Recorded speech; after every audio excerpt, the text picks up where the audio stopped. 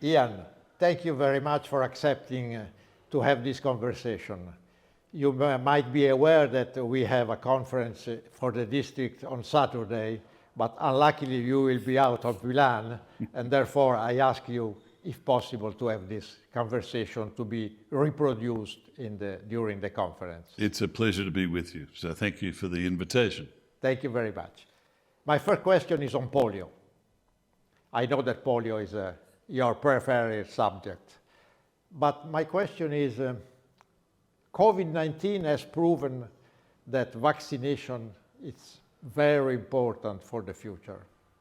And GPA has proved that we can build an infrastructure for the non-fortunate country, providing them the ability to vaccinate with external help. In my opinion, this is fantastic as well for the future.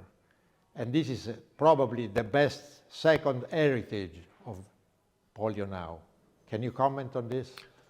I won't rank it as being second, third or anything else, but it is very important. And that was shown in the Ebola breakout in Africa, where the infrastructure that had been set up as a result of polio eradication in Africa was able to assist in that regard. So I agree with you that, first of all, clearly immunisation is very important.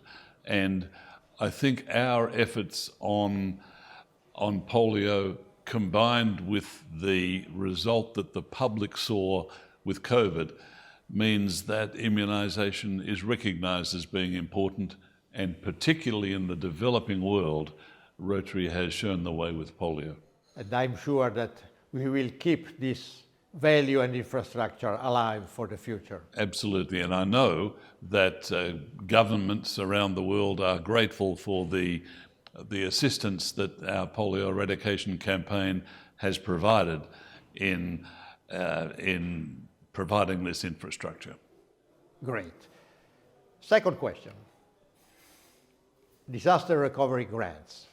They proved to be very effective, very fast in the approval, and very efficient in providing what is necessary in an emergency situation.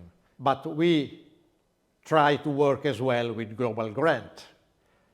One of the points my clubs ask, why don't we try to simplify a bit the procedure for global grants in order to have them approved, I wouldn't say at the same time of the disaster recovery, but in a much more reasonable time, especially when we talk of the global grant in our own territory, not too far away. I was discussing the disaster response grants and the great effectiveness of them with our foundation staff in Evanston in our January and April meetings. And one of the points I made was that you realise, staff, that by working so hard and by processing these grants as quickly as you do, you are building up an expectation in the Rotary world that all grants can happen that quickly. I recognise that they can't. And one of the reasons they can't is the requirements that we have for a global grant. District grants happen really quickly, and that's fine. They're under the control of the district. They have to report subsequently on it, but it's up to the control of the district. For global grants, we need to establish the requirement, the need, do a community needs assessment. We need to have all of the planning done carefully. We need to have the reporting done carefully, and we need to ensure that one global grant is completed in an area before another grant starts. This does take time. I appreciate the frustration that some clubs and districts experience. Yes, I do.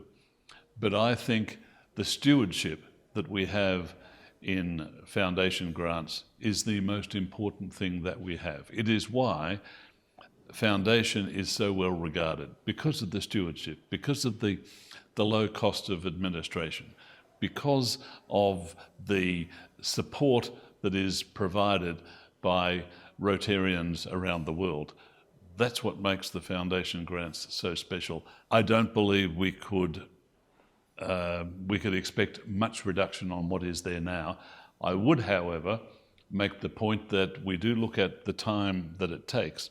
The average time for processing a global grant has diminished over the last couple of years, last 4 years. That's a positive. Do not expect it to be even close to what happened with the disaster response grants, because they were limited to $25,000 and they went out as an emergency. And our staff worked unbelievably hard. We cannot expect that all the time. Anyway, I appreciate the fact that you are looking for a reduction somehow of this time. Always happy to streamline things wherever possible while we safeguard the stewardship and the care and attention. The reason for this question is that we are looking in our district to global grant very much on this territory. And that is important in our opinion because this territory, Milan, needs in 3 specific critical areas a lot of help. One is youth, the second is labor, and the third is environment. We are concentrating the effort of our club toward these 3 directions, and we would like very much to work with the Rotary Foundation, specifically on these 3 areas. They do not match except for environment with any of the seven focus areas, but we look forward to have some kind of a response from the Rotary Foundation specifically on these 3 areas. Can you comment on this? Yes, I really like the areas of focus that we have. It enables every Rotarian to find something to support within the parameters of the areas of focus. Each area of focus has an area of focus statement that outlines what can be covered under a global grant, and probably just as importantly, some items that cannot. And I actively encourage all Rotarians to look at this. You mentioned youth. Young people are a really important part of Rotary, not just our future, but now, and especially now we have Rotaract involved in global grants. There are, without doubt, under economic and community development, there are programs for the youth that can be created and are appropriate for a global grant. I'm sure there are, I'm sure many.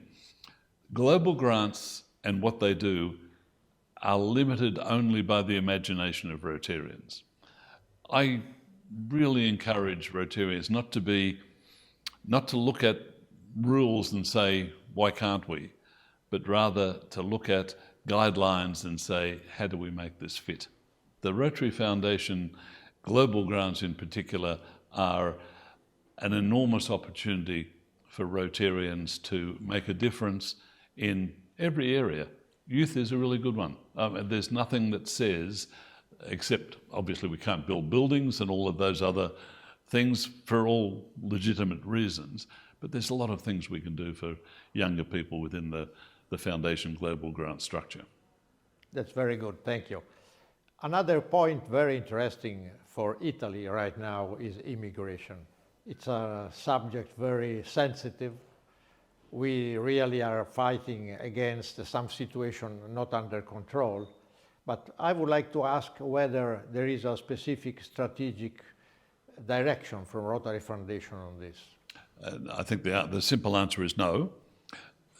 I was interested when we were down in Toronto to hear of the head of the Navy who was in charge of the refugee influx, which was significant from North Africa, and I think he was taking them to Lampedusa. I think that's and to me that showed that Rotary cares about all people. But there's no Rotary Foundation program specifically addressed to immigration. There is the easy opportunity for programs to be put together to assist migrants within our 7 areas of focus, and that happens all the time. Okay, thank you. Another very interesting point to me is partnership. We experienced very recently in Italy a very good partnership with USAID after COVID-19. A $5 million program was put together, and Rotary was seen as the arm to displace all over the territory in Italy the provision of this program. And we were able to do it, and we were very happy to do it. And I think when we combine money one side and vocational capability, Rotary, on the other side, that's the perfect matching. Win-win. Yep, I agree. So, do you foresee any possibility to increase this kind of partnership with other organizations like USAID? Yep. I am convinced that in the next few years, the next decade, the development of partnerships between Rotary and the Rotary Foundation on one side and other organisations will flourish. It will continue to rise. The USAID one in Italy was very successful. I'm sure there will be more. And in fact, I know that General Secretary John Hugo was given as one of his parameters this current year to investigate more or the opportunity for more similar partnerships. But bear in mind that the Bill and Melinda Gates Foundation partnership has been spectacularly successful in regard to polio eradication. But it's not just that. It's the Otto and Fran Walter Foundation from the USA that is fully funding our next peace centre in Istanbul, for example. There will be more and more of those because there are people and foundations and organisations with money. The difficulty they have is spending it. Yeah. We have wonderful programs. Sometimes we need more money. It is a natural fit. Very often. Indeed. It's a natural fit, a coming together of resources and programs. I am, as I say, absolutely convinced that that will become more and more important in the years ahead. And so it should, because Rotarians can't fund everything. We are a limited number of people, 1.4 million members, and including Rotaractors. And whilst our giving continues to grow, I hope you'll agree that the needs worldwide are growing even faster. We see that all the time, the demand for making a difference in various parts of the world. Partnerships are one method of maximising our programs, and I'm sure that will happen. Great news, thank you.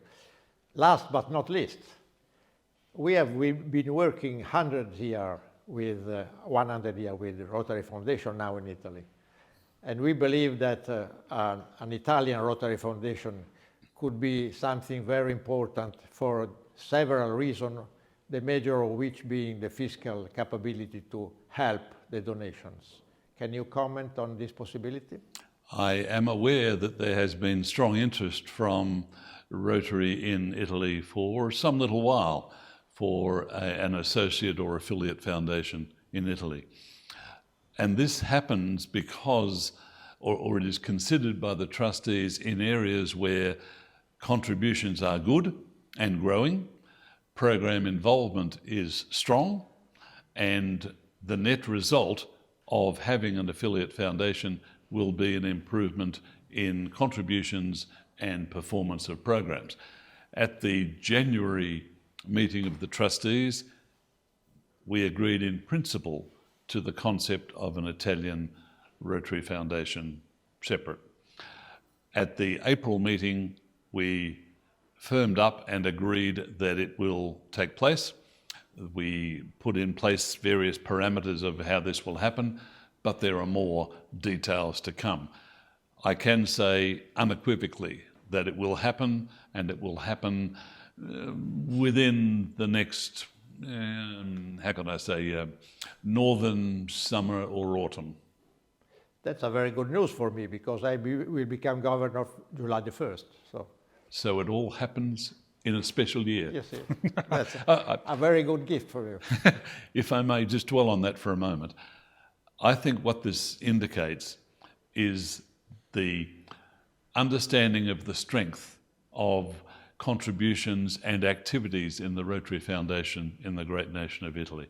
And this is a testament to people here, that your hard effort, your contributions and your excellent work on programs is now being recognised by having this new foundation, because it does increase the administration in Evanston. I won't say complicates it, but it adds an extra layer.